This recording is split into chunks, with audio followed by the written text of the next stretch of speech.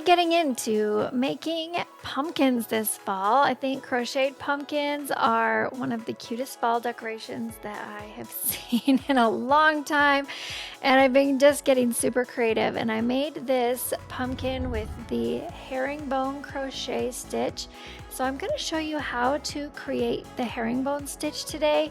You can use it for all kinds of projects. This is great for not only crocheted pumpkins, but also doing things like hats and baskets with as well.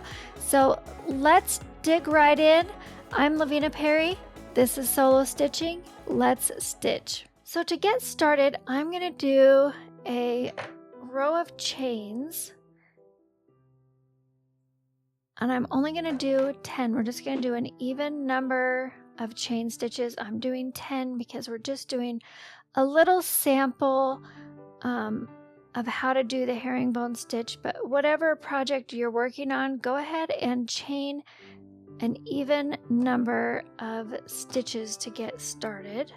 So for this tutorial, I'm using a medium weight yarn and a size K 6.5 millimeter hook, but for this pumpkin I used the size K hook, but I used a size 6 jumbo yarn to get the stitching really close together and not have any holes in it or anything like that. For the tutorial, just so you can see everything a little better, I'm using a medium weight yarn with the same size hook, so it'll be a little more spread out so you can see how all of the stitches work together. 3, 4, 5, 6, 7, 8. We need 2 more chains here to get started. So I'm going to start with a single crochet. So I'm going to go into this side stitch. So I have the 2 legs of my single crochet. I'm going to work into that left leg of my stitch. And then I'm going to complete or bring up a loop and a yarn over and pull through all 3. This technique is going to make a single crochet look like a half double crochet. So we're going to keep going down the row, and I'm going to work into that last loop.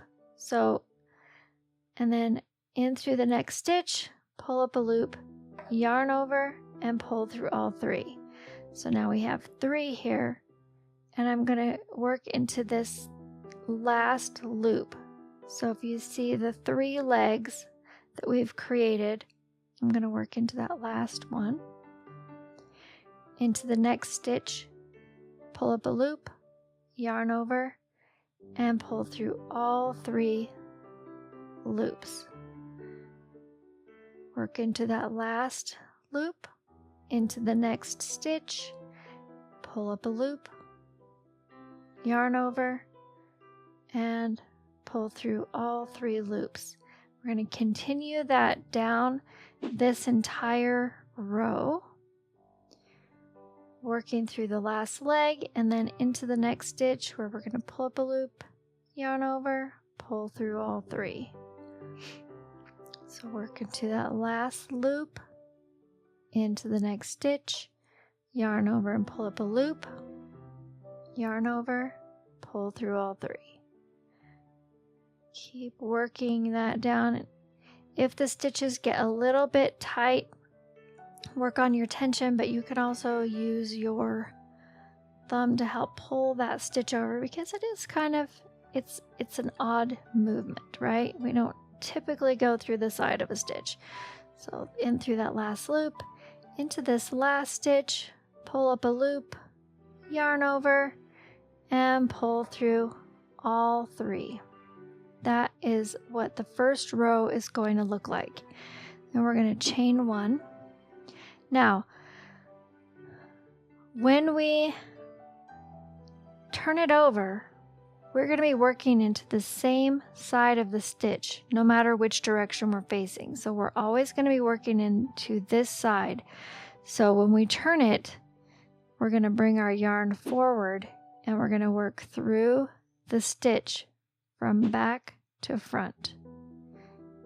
And then when I pull up a loop from this direction, I just put my hook over it and I pull it through and then twist my hook up. And I'm going to show you this a few times. This can get confusing. Don't let it be daunting. It's just something that you need muscle memory to learn. So practice and walk through it several times until you start to get the hang of it. So now that I've done my initial single crochet, I want you to look at the back. And you can see you've got the two legs here. We're going to go through this leg and then into the next stitch, back to front. Okay, so we're doing the same thing we did on the other row. We're just doing it from the back side, from the wrong side. So now we're going to yarn over, pull the yarn through, twist, yarn over, and pull through all three, just like we did before to complete that stitch. And now as we continue down, we're still going to be working in that third stitch, only we're going to be working it from the back rather than from the front. So we're going to insert our hook into the third stitch, insert back to front, yarn over, pull your hook through, and then turn to pull it up. Okay, yarn over, pull through all three. Again, through that third loop, through the next stitch, back to front, grab the yarn, and notice that I have my yarn straight, I have my hook straight up and down, and I'm pulling straight through. Then I'm going to turn and pull up. Okay, yarn over, pull through all three. Go through the third loop, insert from the back to the front,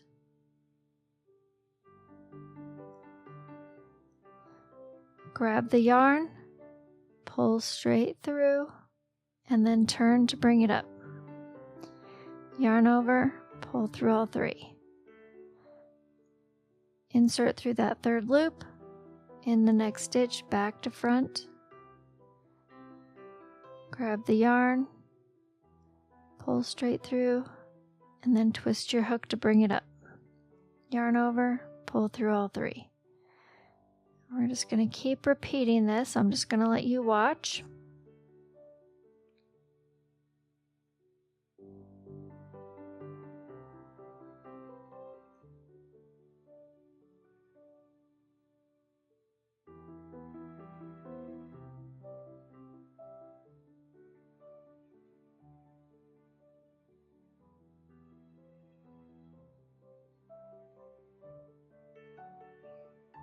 And our last stitch through that third loop, and now we're going to be working into the top of this last stitch.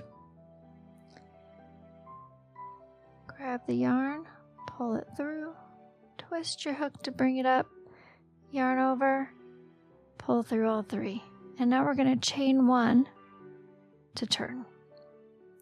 So now we're back to the right side, so we're going to be working through the front of the stitches.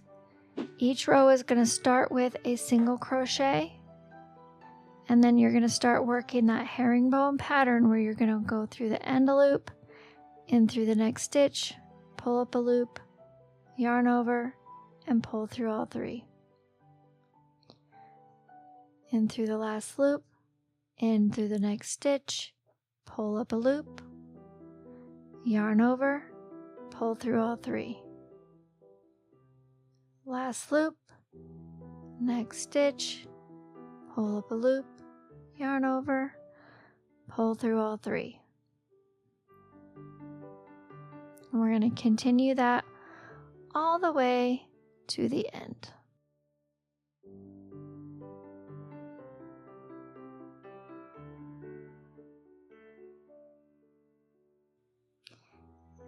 This last stitch, because it is just a chain stitch, can get a little tight, but make sure that you're working into that last stitch each time, otherwise your edges will not be straight. All right, more yarn here. So we're going to go ahead and do one more row working from the back. So we've done our chain stitch, so we're going to shift our yarn to the front, and we're going to enter that first stitch from the back to the front. Sorry, I got a little off camera there. Grab the yarn, pull through, and twist as you bring it up. Yarn over and complete that single crochet, because each row starts with a single crochet. And now we're going to work through that end loop.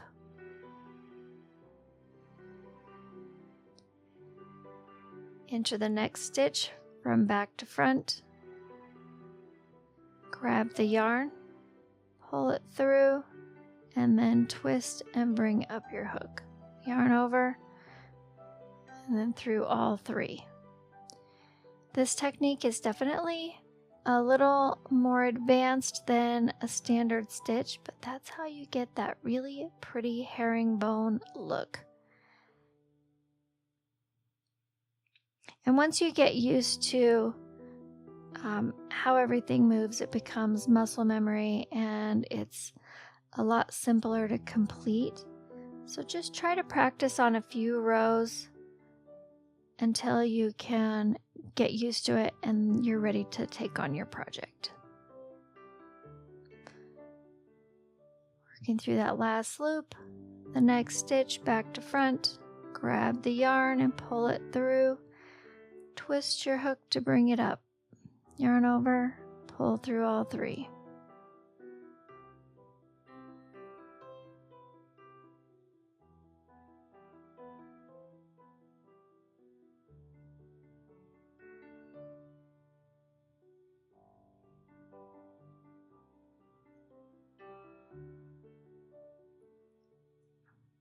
Stitch got a little too tight. And the last one, work through that end stitch, in through both loops of the chain stitch. Grab the yarn, twist your hook to pull up the loop, yarn over, pull through all three, and chain stitch. If we look at the front now, we've completed a few rows. You can see the beautiful herringbone starting to form in the stitching, just like you can see here on the pumpkin that I made. This was my first herringbone project that I've completed, and I just love how it turned out. It makes a really nice vertical rows that's just perfect for doing a pumpkin. I think this would also be great on a stocking hat. Give the herringbone stitch a try and let me know how it goes for you. Drop down in the comments and let me know if you have any questions. Down in the description, I will have a link to the ultimate guide to crochet for your mental health, because crochet is not just fun, it's good for you. I look forward to hearing from you. Please hit that subscribe button and like my video and share it with your friends so they can get in on all of the tutorials and videos that I do each week, teaching you new skills and new inspiration for upcoming crochet projects for you. And until next time, happy stitching.